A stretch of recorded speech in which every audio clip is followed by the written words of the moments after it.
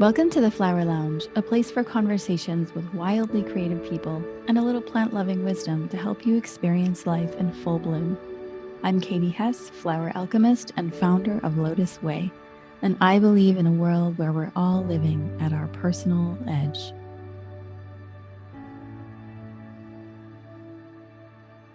Welcome to this week's episode of the Moonshine on the Flower Lounge podcast. I am here with Kristina Wingeier, and we are starting this month off with a bang, right? Yes, a firecracker.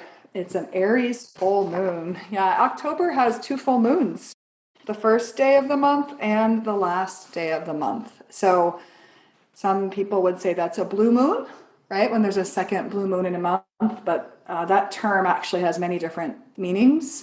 But if that's fun to consider, then we can say that there's a blue moon on Halloween, right? Yeah, so October is a lot of kind of what the end of September was. It's really a continuation. I feel like this fall with the Mars retrograde, it just feels like there's a longer drawn out play or conversation or struggle or something that's going on. And it doesn't have to be like really big and overwhelming, but there's probably some repeating patterns and repeating things happening. And so October is a lot about that. But yes, we definitely start the month off with a lot of fire. On October 1st, there is a Aries full moon. So it's a cardinal fire full moon. There's a lot of fire in the chart in addition to the moon being in Aries, right?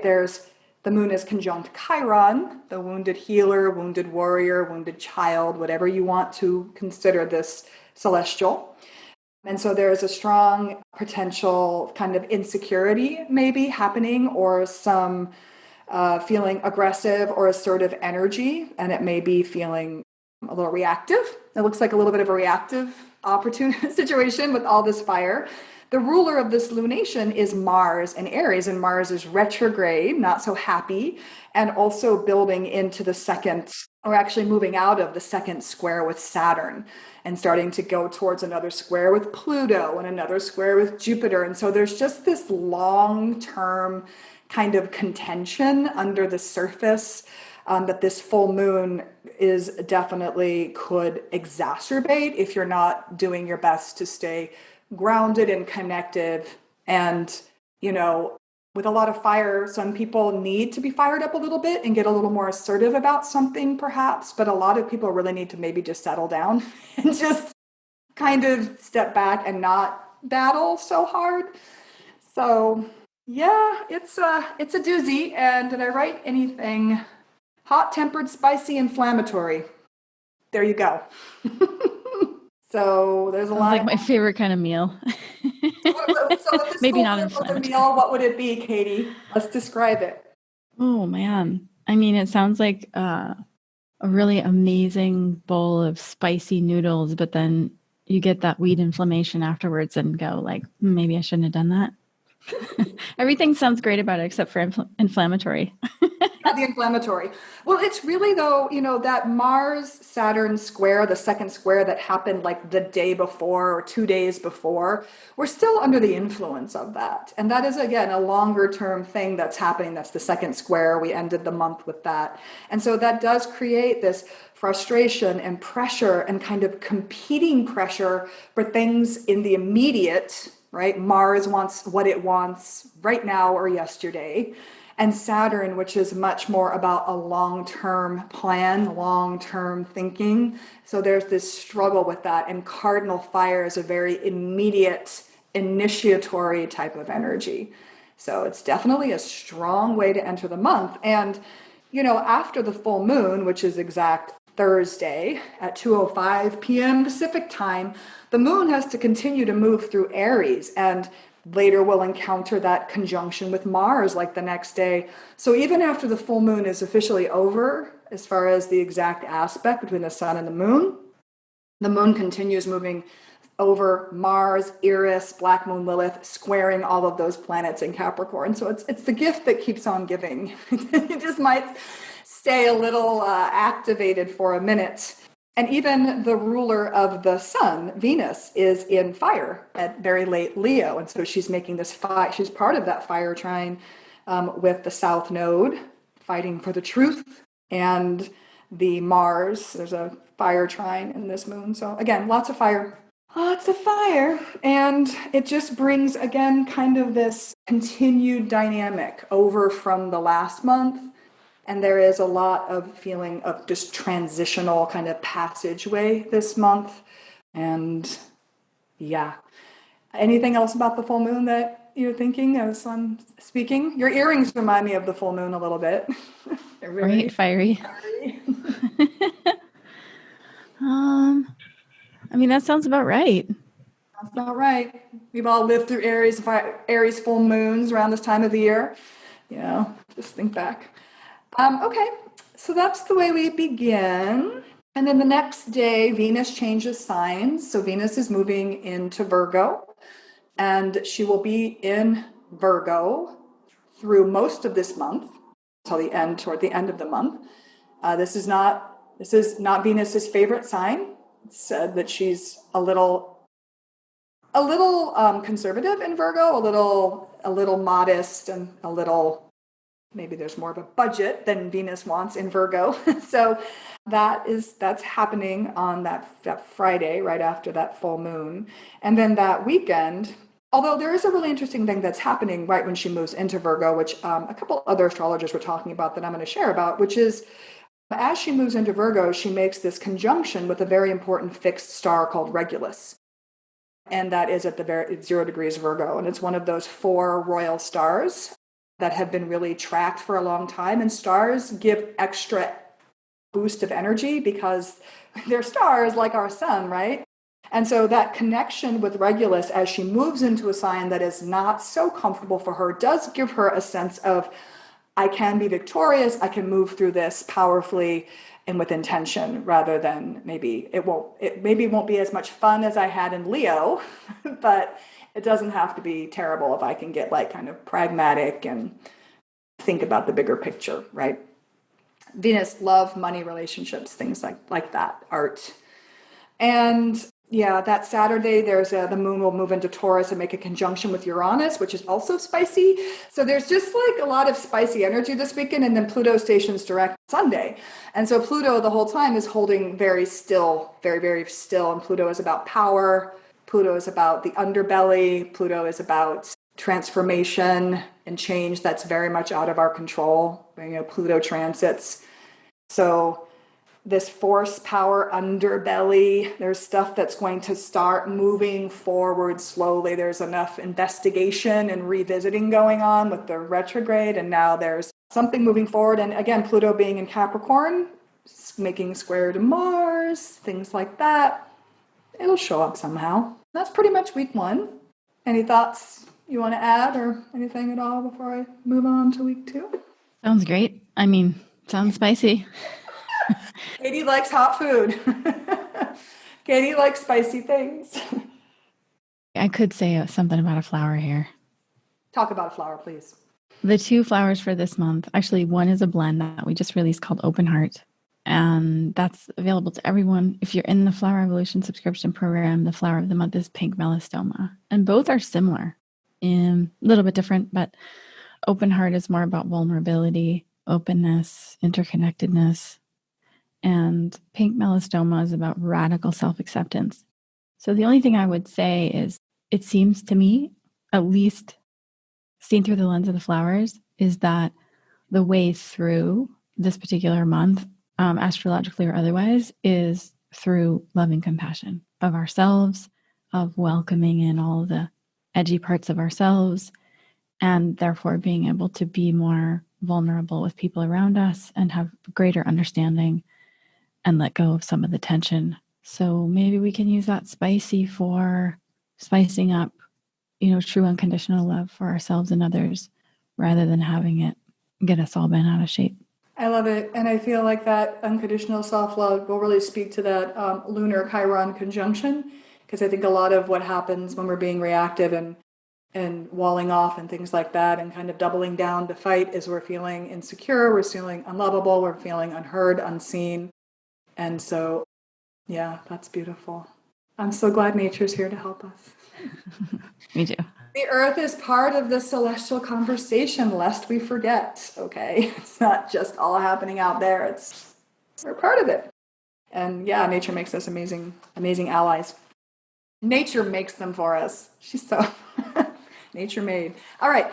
Well, week 2, listen, it's definitely possibilities to go 2 directions kind of with this Monday aspect, which is a Mercury opposition to Uranus. I mean, there's always a million options, but like this is a really potentially like, whoa, breakthrough, new point of perspective, new way of looking at something, some kind of big aha, something very creative and unexpected. Oh, right. Solution oriented. Mercury is in Scorpio. Forgot about that. Anyway, that's what's happening. But it could also be like kind of like some unexpected news or some like really stressful, repetitive thought that's like kicking around in your mind because Mercury is in Scorpio, which means that Mercury is also fully in that retrograde territory. And Scorpio Mercury is like can really hold on to something in the mind because Scorpio can get very tenacious. And so with Uranus, that opposition. So this is a very powerful energy, mental nervous system kind of situation on the heels of, a pretty wild weekend with the full moon spicy and all the things we were talking about. So it just kind of continues. But again, how can you use this to your advantage to have a new idea, a new perspective, a new way to see something, to think about something, to conceptualize, or even to present something to someone that you may need to speak to. And that's on Wednesday. I guess it's not on Monday. It's on Wednesday the 7th is when it's exact, but it builds, right, over the week. And it is the first of 3 aspects between the 2 of them because of the retrograde. So Mercury and Uranus will be having this tango a few more times. So pay attention to what kind of dance and your mind is doing. And then on Friday, there's a Mars square Pluto. This is the second of 3 again. And with Mars and Pluto square, it speaks to me about something about trying to break something down to be able to, I don't know, either compost it or digest it or make it into different pieces or really purify it or something. Pluto, and to me, speaks a lot about an alchemical process. And so I do feel like with Mars and Pluto, what that could really feel like and show up as is some power struggles within even yourself, being pulled in different directions or with someone else, especially if there's a long-term power struggle going on or a bigger argument, like say with a landlord that you're having a dispute with. Somebody I know is having a dispute with their landlord. Like, this could be eventful for something that's in process. But Saturday, there is a trine between Venus and Uranus.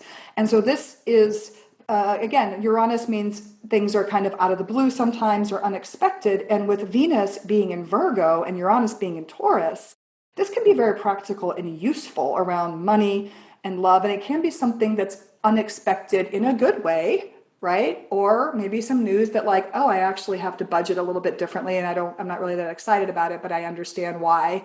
And this is how I'm going to do it. I do think there's something around finances potentially with that. And then on Sunday in week 2, there is the Sun square Jupiter. And so this is something that happens every time, a couple times a year, really, because the Sun will go through all of the signs and will make a couple of squares to Jupiter along the way. And so with this, these 2 celestial bodies have the largest gravitational influence of everything. So you get these big personalities, right? Strong, big, powerful magnetic energy squaring each other. So this may look like making some kind of proclamation or grand gesture that doesn't really pan out. That's hard to follow up with. There might be a lot of, kind of blustery or bravado or something just feeling bigger, kind of that like eyes are bigger than your belly when you're going to the buffet and you cannot eat everything. So really think about what you're committing to. If you get some kind of weird, oh, I can do that. Yeah, why not? Like, can you really? And also there's something with Jupiter and the Sun that may show up in legal systems and public events too around this time of the month, because Jupiter definitely is connected to the law. And so squares, sun shines light on things. So it will be interesting to consider that also if you pay attention to those sorts of things. And that's pretty much week 2. The energy, again, is waning with the moon. So there is a little bit of release of pressure from the lunar side of things, but definitely a spicy week continues in a different course. What's this week's meal? First week was a spicy bowl of noodle soup. What are we eating now, Katie? Oh, I love this. I love this type of creativity. Let's see. You go to one of those, you go to one of those like giant sushi buffets where it's like really expensive and you like put too many things on your plate and then you can't finish them and then the bill gets there and it's like far more than you wanted to pay. Exactly. But you probably got some really exotic sushi, something that was like very dramatic and kind of unexpected with all these Uranus aspects. You're like, oh yeah, I can try that. But maybe you don't like it, or yeah, it's too expensive. You can't eat it all. Totally. Yeah, that sounds about right. We're on the same wavelength. I was thinking some kind of Asian fusion cuisine for some reason. So, okay. Week 3. Really, more activity.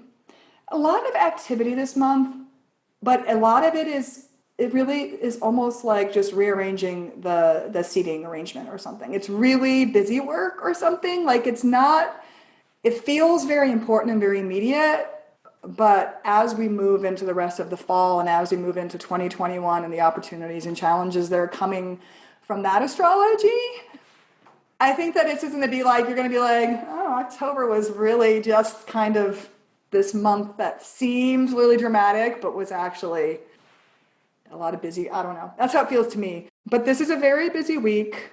And of course, that's a week that something big is happening in my life that I hadn't really thought about. So that's good to wrap my brain around that. Okay. So it starts out on Monday with another Jupiter sextile to Neptune. Now, we've seen this sextile a couple of times this year, February and July. It's a very subtle aspect. It's a sextile.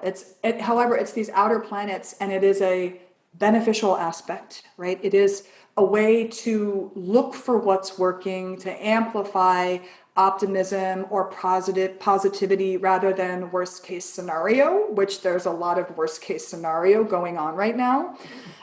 And so on the same day of this kind of hopeful, optimistic connection between Neptune and Jupiter, Neptune being very mystical, Jupiter, again, wanting to make things bigger, being a lot about the law, rules of society and things like that. There's a Mercury sextile to Venus, right? And so these planets and these small little sextiles, even though both of them, Venus and Mercury, the mind and the heart, are not necessarily in their favorite signs, they're working together, right? And so there's this kind of idea of kind of like make art, not war kind of thing, like curate something beautiful.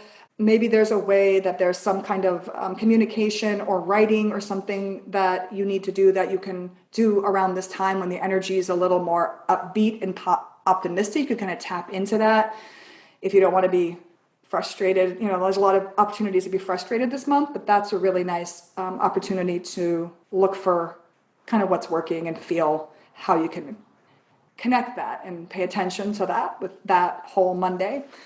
Because Tuesday is really, and I highly recommend you do that, because Tuesday is a difficult day for many reasons. First of all, Mercury is stationary retrograde on Tuesday. So that means that for the last few days prior to that, Mercury has been very, very slow and not really moving in Scorpio, which is already like very much can hold energy in one place, right?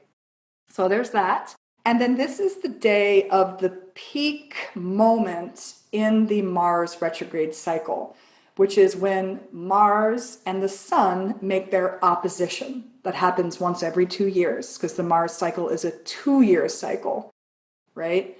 So what that is this moment of dynamic conflict, stuckness potentially, especially with that Mercury being really slow. And, it's just a potentially difficult day. It's a balsamic moon as well.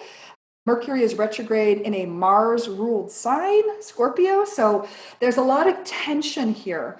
And this aspect between Mars and the Sun, in a hero's journey perspective of the Mars cycle, which I think is very useful, it is the moment where you face a dragon. Okay?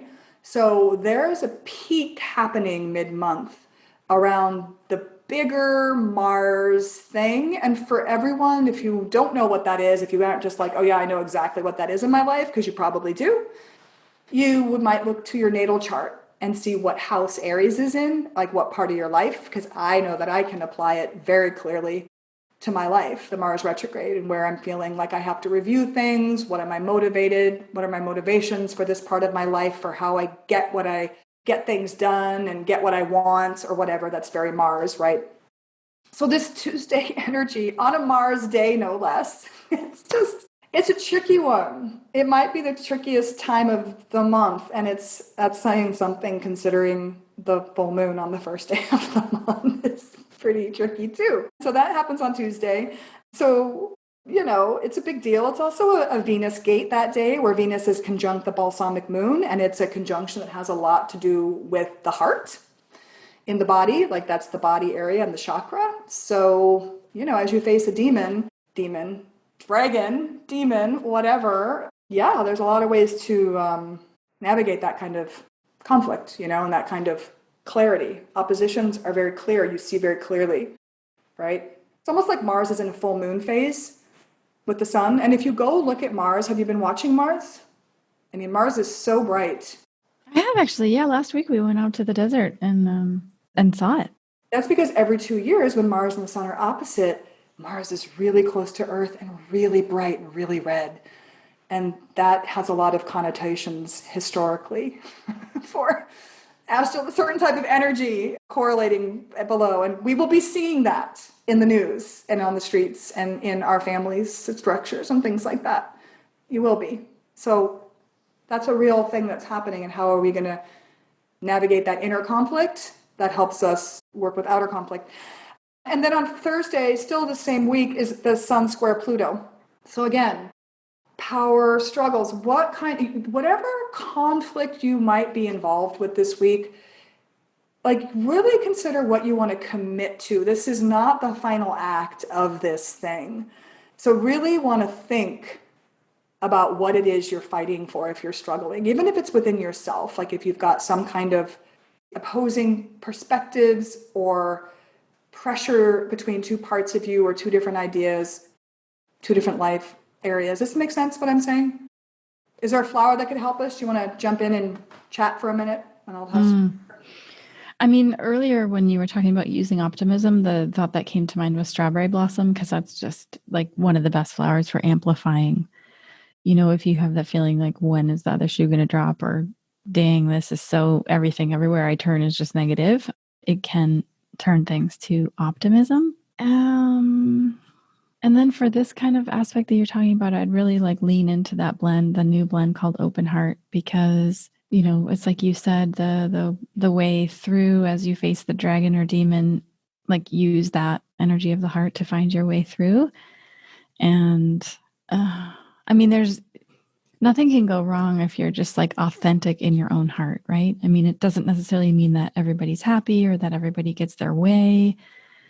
Or that things go the way you want. Right. But as long as you're open-hearted, you can be open-hearted even if things don't go your way, even if somebody's upset with you, even if you're upset with somebody, as long as you are welcoming all of those experiences inside of yourself as learning experiences, I think it takes the heat off a little bit, rather than like, no, I don't want to see it, I'm going to avoid it. No, Or I'm going to jump into it and like get it hotter and turn up the flame and just get really upset and overwhelmed and completely ungrounded. And you're just battering against some door that you can never have the key to open. It's just the wrong thing, right? Well, I love the words on here. I just sprayed the mist that came with the Flower Evolution program. Fearless vulnerability. That sounds like facing a dragon. Fearless vulnerability. Uninhibited surrender. It's interesting because I was having a conversation with someone who's very much involved in like almost like a most classic Mars Saturn square situation. And it's kind of like, she's like, well, if I have to surrender then, if I don't want to fight this way. And I'm like, yeah, that's, we can't always win the battle. And this is the long term. If you really play out how this is going to go, like, do you want to commit to this fight? And maybe you don't. Maybe surrendering is not necessarily weakness or failure, right? Also, I think exactly what you're saying is like sometimes surrendering means just thinking outside the box, like just bypass the whole darn thing. Like I'm thinking about a really dear friend of mine who's a teacher.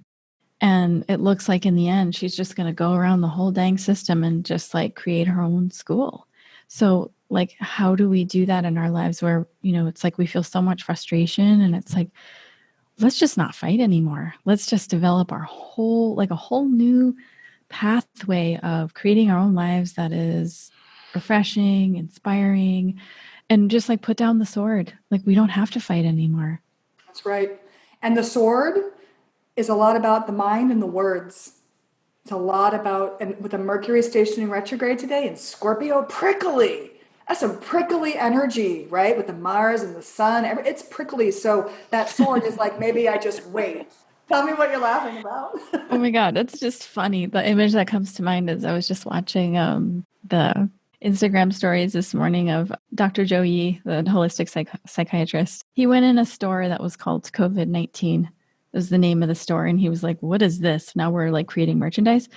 And he had this video of a mask with like hundreds of little metal spikes on it.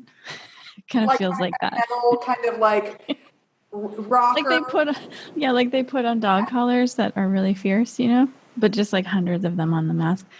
That image came to mind when you were talking about prickly. Spikes on a mask. That's pretty interesting. Yeah. Intimate freedom. Intimate freedom. On here. Intimate freedom. Yeah. That's really not prickly. Coupling of words with the energy of a Mars retrograde. And now that we're kind of in this Mars retrograde, and I've lived through the Venus retrograde this year. I'm remembering Mars retrogrades. Dang. It's the worst. It's my least favorite retrograde ever. It's really hard. It's a hard one. It's hard on your energy levels. I know a lot of people I know have been very freaking tired, and it's not just the time of year. I mean, there is an exhaustion factor right now that is real. And it speaks a lot to pacing. Again, this is a much longer game. And look, we're in month 10 of it. It's like, it's going pretty fast. Anyway. Can I just say something? Yeah. One other thing is I feel like sometimes some of the fighting is just with ourselves. Oh, 100%. It's like the parts of ourselves, not even other people. Totally. That's a lot of what I think is, but then I think that a lot of that then gets projected outward because it's easier to like get in a fight with somebody out there or argue I am around your ideas and your beliefs than it is to face that inner conflict. So yeah. But I think this Mars retrograde has a lot to teach us about not only anger, but grief and sadness. That is like that anger is a companion to in many instances. And our relationship to that, either getting stuck in it or avoiding it completely. These are notes from the Astro Frontline from your intrepid astrologer. Okay. And then on Friday of this week is the new moon. And so this is the new moon in Libra. It's on Friday on a Venus day. Let me look at this chart. All right, so we're just in this place where the new moons are coming very late in the sign, and that's because we had 2 new moons in Cancer back earlier this year. So things are just a little funny to get this new moon energy at 23 degrees of Libra, which means, it's 7 more days we're in Scorpio season. So it's kind of like that Libra intentions at the end of the Libra solar season. Okay, what is it that I'm, concerned with around Libra where this is in my life? Libra is cardinal air. Libra is very much the scales. Now, this is the scales of justice, but with Venus being a sign that is about finances, it's also the merchant's scales. to consider. There's a lot of different scales. But Libra energy very much wants to have fairness for everything and can be very indecisive. Okay, it's a beautiful diplomatic quality. However, this new moon is at late Libra, which means it's in a cardinal sign and it's in a massive T square with planets in Capricorn and in an opposition with Mars, right? So there's a lot, all that cardinal frustrations and challenges that we've been dealing with all year long in some way, shape, or form just keep showing up.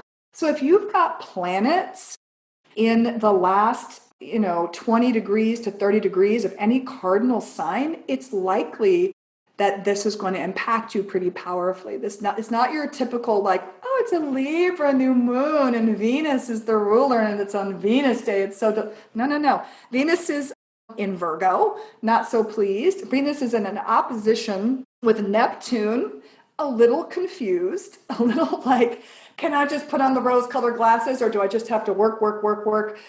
And so, there's this very tense energy in this chart. One beautiful thing about this chart that I want to talk about, a couple of beautiful things. The sun and the moon are conjunct another fixed star called Spica. And Spica or Spica, different ways I've heard it pronounced, is a very beautiful star that is a lot connected with helping humanity thrive. A lot connected with food and the grain because it's in the constellation of Virgo, right? Which is not the constellation and the sign are different things. But so there is this very, again, powerful potential with this new moon being conjunct this star. Even though it's a challenging time, if you're working the energy in a way that you're looking to evolve and grow and navigate your inner conflicts and all those things, then this is a very beautiful boon, potentially, right? And also Venus, although she's not super stoked in her position in Virgo opposite Neptune, a little confused, a little tired of not having as much fun as she wants. There's also a trine between Venus and Pallas Athena. And Pallas Athena is an asteroid that is a lot about wisdom and new strategies because she's recently turned direct in Capricorn. And this is an important feminine, strategic, different way of thinking about things, feminine energy versus a more masculine Mars approach. Speaks to the inner realms, right? Navigating. Anyway, those are a couple of really nice aspects. The new moon is also trine the North Node. So there's, again, with that conjunction to Spica and trine the North Node, I feel like there is a potential to set an intention to work towards a more, diplomatic and better ways of communication and better ways of integrating opposition and things like that. It's not a happy moon, but it has some really nice stuff hidden in there that I feel like you could work with if you'd like to. How does that sound? It feels like we sent an email out when we made a mistake and we had a little GIF of Bob Ross and he was like, happy trees, happy mistakes. And this is like, it's not a happy moon, but it's. But there's some potential in there for long-term growth. Yeah. Not immediate pleasure, right? Let's think about the next 6 months. So when there's going to be a full moon in Libra. Do that trajectory more than the month ahead. I mean, get the month ahead because you need the month ahead. We need to be in immediate time as well. But understand that there's always a longer picture with these moons. You can really do a 6-month vision. Again, with Mercury stationed in this chart, it's very still at its station degrees and it's still in an opposition with Uranus. In fact, starting to move backwards to go back and hit it again. So I'm going to say out of the box thinking. And Mercury is conjunct an asteroid called Juno. And this is an asteroid that is typically called a relationship or a marriage asteroid, but it does speak to partnership and to partnerships of equal footing or trying to create that energy. However, Scorpio, little possessive, little emotionally manipulative. Sorry, Scorpios, I love you. I'm a South Node Scorpio. I feel you. I have Scorpio, plenty of things going on in Scorpio in my chart, but let's be honest, it's not always There's sometimes an ulterior motive. So I'm just saying, there's a lot in that moon. And then, as this week goes, it just continues to give us beautiful, challenging opportunities because on Sunday, it's the Sun square Saturn. So, Saturn responsibilities and, maturity and things that are kind of heavy and you have to like deal with that you kind of want to avoid because Mars is in Aries, being like, I just want to be on spring break all the time. But so the Sun squares Saturn. Mars is also squaring Jupiter that day, second of 3 squares between those. So challenges in that optimism that you might have had earlier, like, feeling the tensions, this power resistance, conflicts, if there are conflicts in your life or on the world stage, I think they'll be at a boiling point.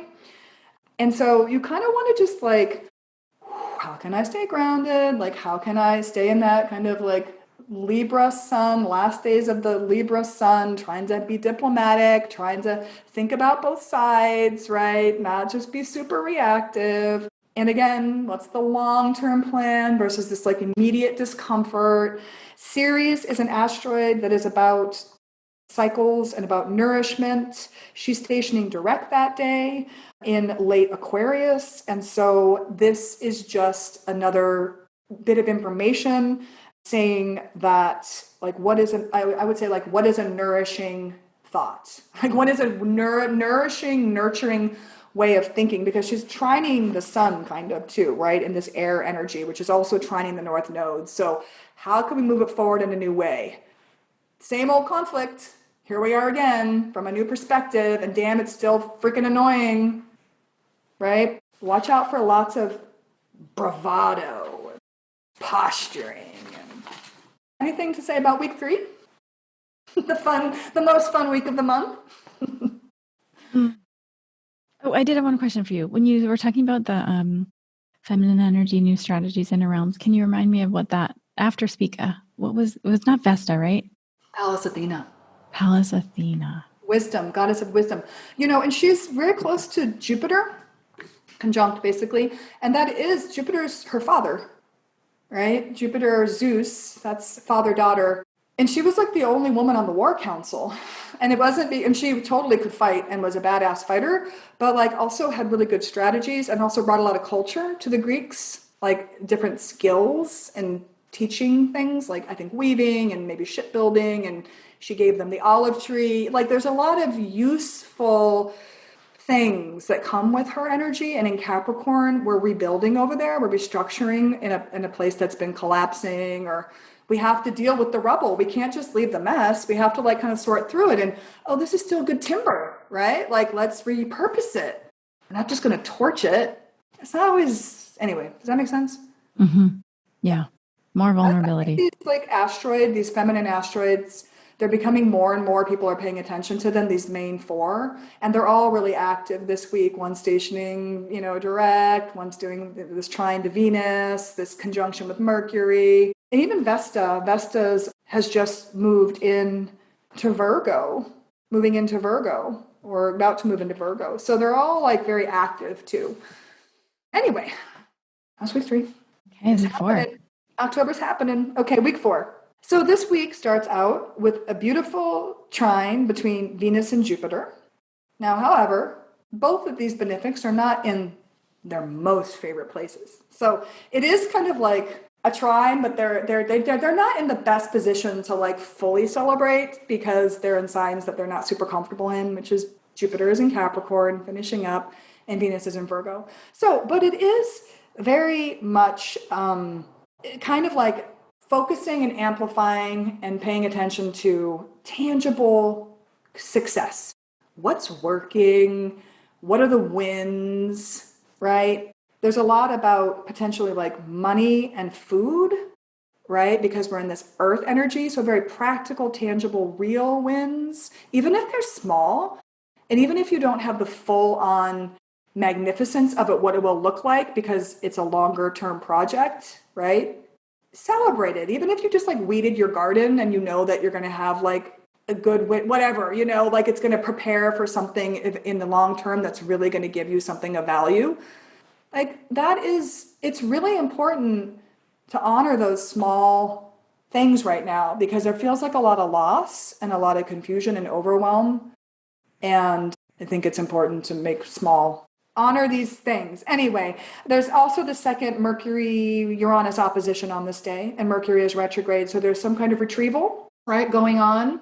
Again, what was that idea I had about a week ago, that kind of out of the box thought? And can I stick to this new way, this new perspective, or did I get off track with it, or was it wrong? Was it like a total curveball that didn't pan out? Like you might be kind of grappling with something that you were thinking about or working with earlier in the month. And then as we move through the week, Venus then makes a trine with Pluto on Wednesday. That's kind of like a combination of passion and power, but again, in Virgo and Capricorn. So we're talking stock markets and I don't know, really good loaves of bread, like your sourdough is just so good that day. But again, with the trine energy with a benefic and a malefic, you're trying to make the best out of maybe not a great situation, right? But that's kind of what we're trying to do right now, is make the best out of some very challenging circumstances on planet Earth, which is the very tangible physical realm that we all share.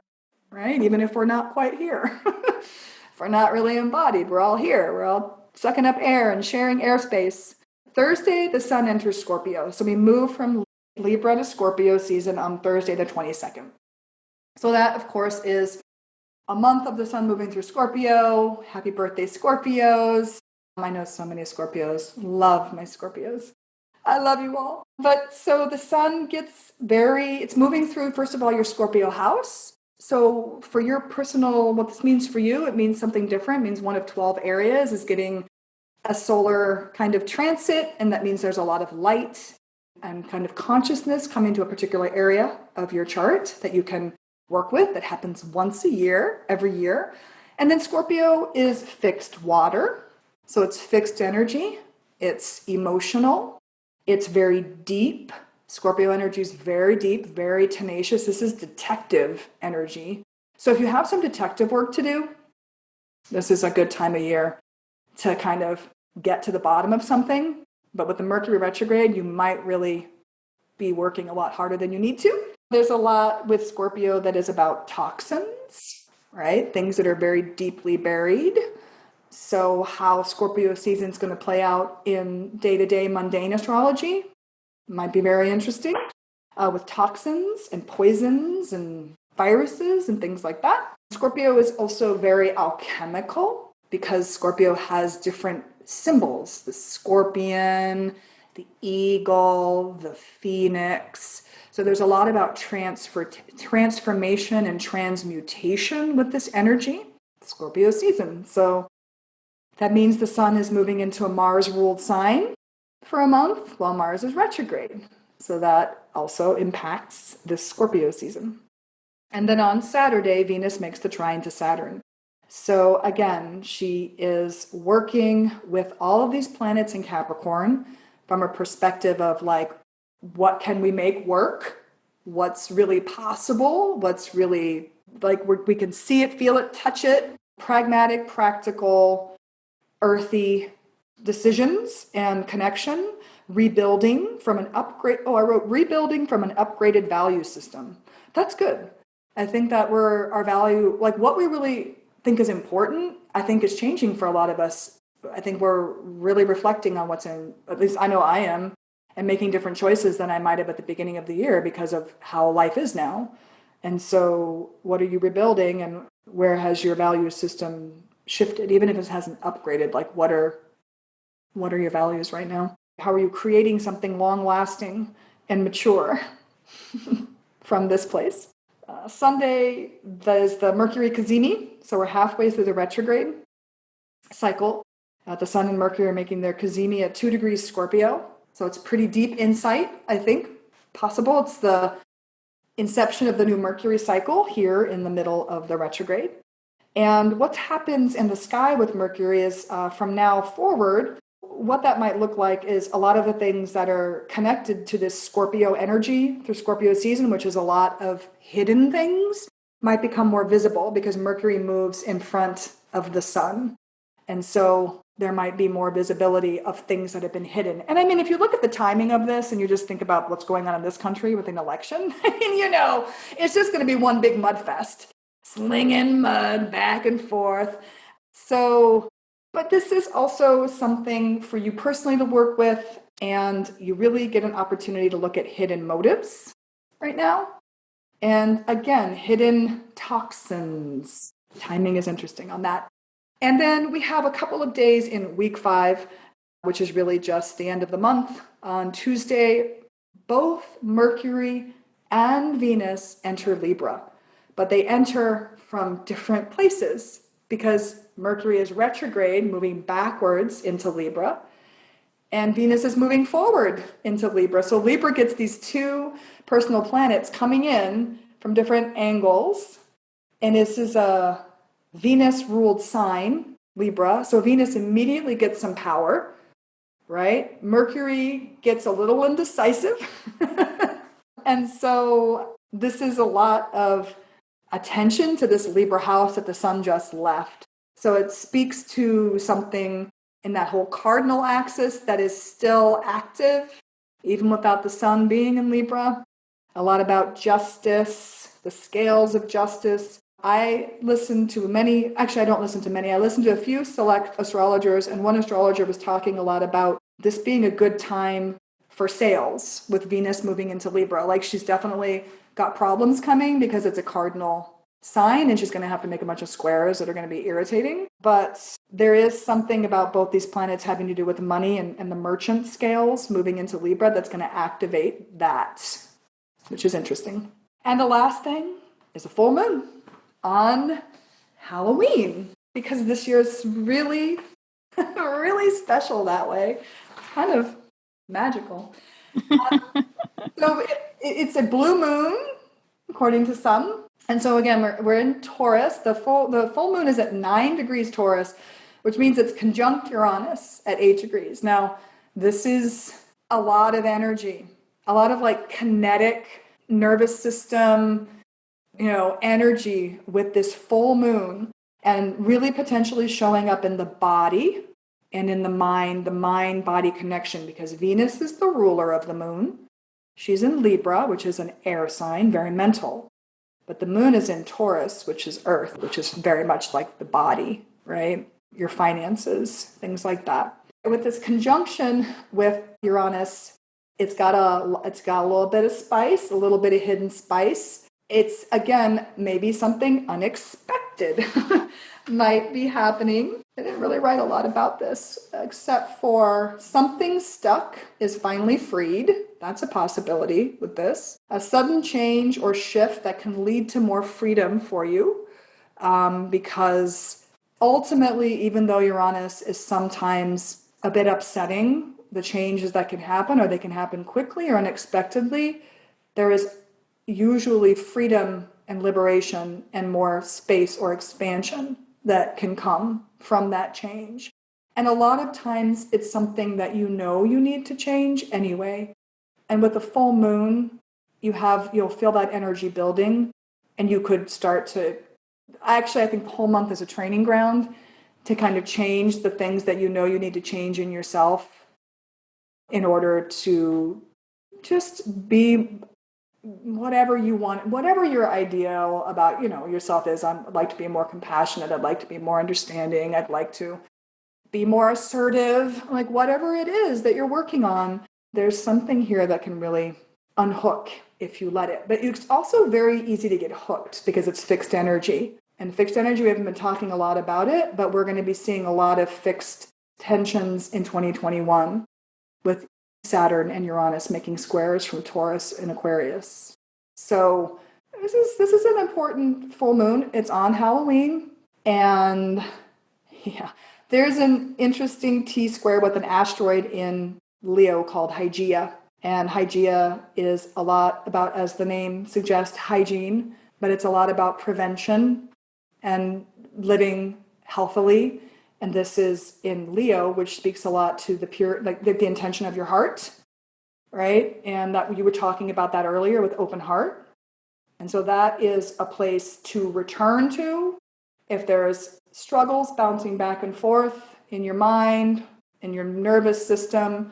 Really get into your heart, really get onto the earth, really stay hydrated and grounded, and do things that will help very strong energies potentially move through your system rather than getting very depleted. Or if you're feeling depleted as we're building up to this full moon, like get yourself some rest. It's a lot of energy, and it's been a bit of a month.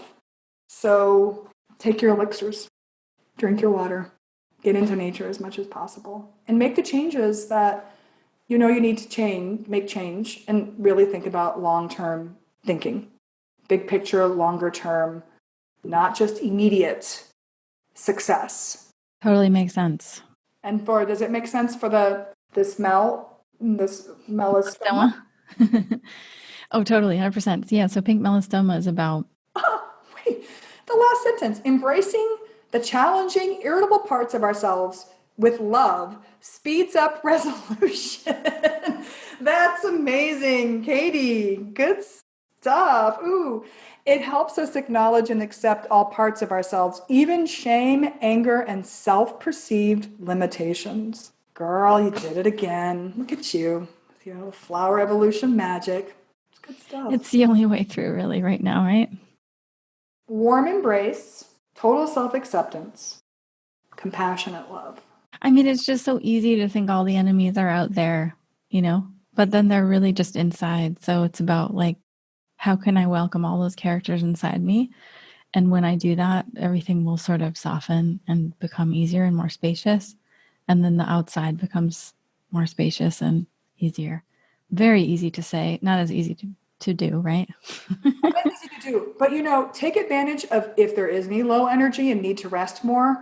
That's a type of ease. I mean, you can get into like a spin out from a resting place, you know, if you're like looking at your social media the whole time or obsessing, you know, but if you really just are with your body, your environment, maybe put on some music, whatever, and you just slow down, because this, yeah, I don't know, something about this flower and that feeling of slowing down, and I don't know where I'm going with this, but No, totally. It's like being with yourself. Like the hero's journey really is with yourself. And the more we kind of put focus outside, the more wrapped up we get in our habitual patterns. And so if we can really just turn towards those parts of ourselves and tend to whatever it is inside of us, I think we will find a way through it faster. That's my theory anyway.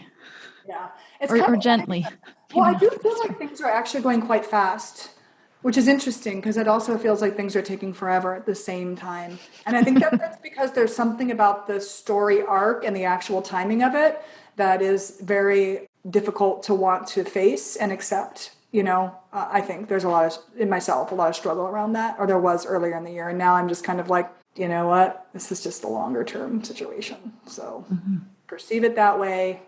Yeah. And I guess the quickness could be like how quickly you can soften or how quickly you can let go, or like, you know, because you can do that anyway, how you sometimes redirect and you're like, oh my God, I didn't obsess about that for only 3 days instead of a whole week or whatever, right? So maybe it's like one day, and that's a quick resolution. That's an internal thing that helps you feel like things are moving faster, even if you're still in the same actual place, right? Yeah. I mean, and to be clear too, like sometimes softening is like saying the truth or saying something that somebody will find difficult or uncomfortable, right? Like it's about being clear. And when you're vulnerable, you can say the hard things in a way that just gets us through it all faster versus like avoiding it. And, you know, just being clear, like we don't mean soft, meaning just acquiesce and roll over on your back and just let everyone steamroll over you. No. Submissive dog. You sound like this like submissive dog that threw itself down right in front of you and was like, I submit, whatever. Not that either. Yeah, and you know, with the South Node in Sagittarius right now, everybody thinks they know the truth. That's the thing. All you can do is speak your truth, and you cannot be attached to the outcome. You actually can't be attached to anybody understanding you. If you have people in your life that understand you, you are lucky. Just, those friends, even if it's not your partner or who you want it to be, if you have people in your life that you can talk candidly with, and that can, even if it's one person, like that's Gold. Not everybody even has that. I think that Yeah. we so much want to be understood, and it's just so easy to be misunderstood right now. And there's a lot of contention around truth. And Yes. so you just got to hold on to yours and not expect it to match up with somebody else's. Right. It's just impossible. You will just be so unhappy if you, and a lot of people are unhappy and really trying to convince every which way, look here, no, look there, no, do this, no, do that. It's like, oh, go back inside. Go back inside. Tend to yourself. That's all we can do. Right? To your home, to your loved ones, to the smaller collective, right? That's another thing that I think is really important, especially as we're going inside seasonally, as people are afraid to connect. Like, even if you have to wear a mask, you can look at people with your eyes still and make a friendly connection. It doesn't have to be hiding and afraid. And if people are hiding and afraid, love is probably better than what's wrong with you? I don't know. It is some serious warrior training, like heart warrior, fierce compassion, Jedi situation going on, man. Oh, I'm so glad we have things like this, Katie, to help us along. So thank you. That and like things like beautiful hair and feathers that I find. Ooh, gorgeous. Wow, look at that. Very, very beautiful blue heron that keeps gifting me with these feathers. She's flew over my shoulder the other day, like literally like 3 feet away, and just like swooped. It was quite magnificent, actually. Wow. Nature. And we'll end with that. Get into nature. Happy October. In whatever way you can. Literally, like you could sit on your balcony with your plants. It doesn't have to be a park. You can go in your mind if you need to, like having a scent or a flower or a plant, even a picture if that's all you have and you can imagine. But like, I hope people can get into nature. I worry about nature deficit. Nature is such a great, access point to your heart. And recalibration. Okay, thanks for listening to us on the Moonshine, the Flower Lounge. And thank you, Kristina, for being with us. Thank you. Thanks, everyone. Thank you so much for listening to the Flower Lounge. I'm Katie Hess, and we'll be releasing a new podcast every Wednesday. If you like what you heard, or you know someone who might be touched by our conversation, share it with them. And don't forget to subscribe. To find out what your favorite flowers mean about you, take the quiz at LOTUSWEI.com.